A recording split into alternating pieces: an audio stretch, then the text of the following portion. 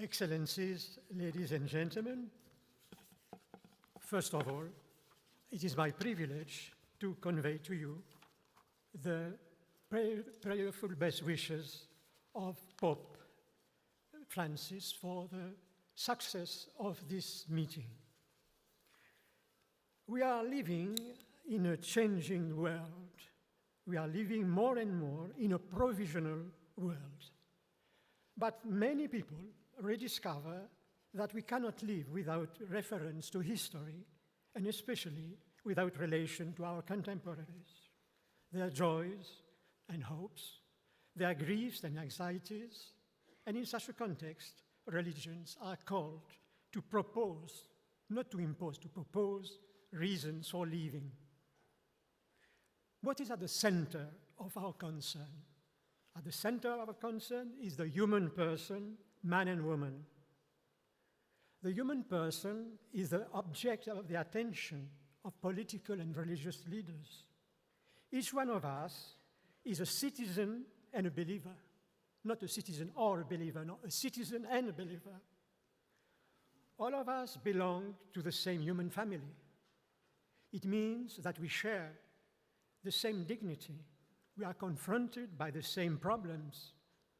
We enjoy the same rights, and we are called to accomplish the same duties. But unfortunately, we have to recognize that too often we judge people on their appearance or on their production, even though every human person is much more than how he or she appears or is able to produce. We reduce the human person to an object.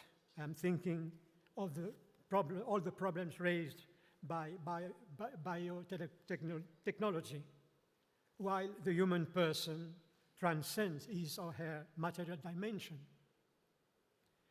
Fortunately, interreligious dialogue teaches us to be careful not to present the religion of the other in a bad light in schools, universities, the mass media, and in particular in the religious discourse. Not to demean the religious convictions of the others, especially when they are not present.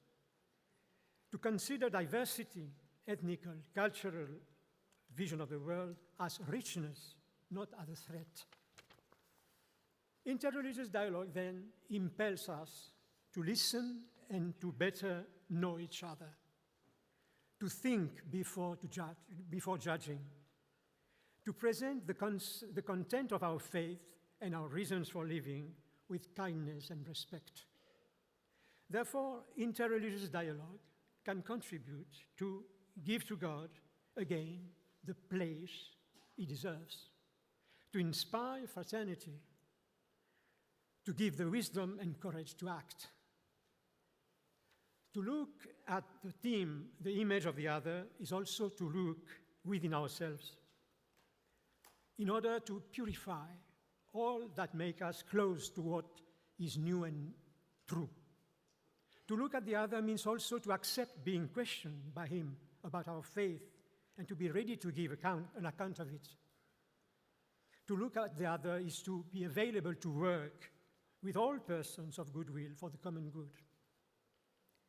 One of the tasks of KAICIID could be the promotion of what I dare to call the intelligence of the heart, which inspire us to respect what God is accomplishing in every human being, and at the same time to respect the mystery that every human person represents. What we have to avoid absolutely is that religions engender fear, attitude of exclusion or superiority in people. In concluding, I express my heartfelt wishes for the success of this meeting. It will send a very significant message if KAICIID can become a place where we can take time to look at each other, to better know each other, and to share all our abilities in order to make this world more secure, more enlightened, with all its inhabitants living in the spirit of respect and friendship that Pope Francis has repeatedly said, to encounter all, because we all have in common our having been created in the image and likeness of God. Thank you so much.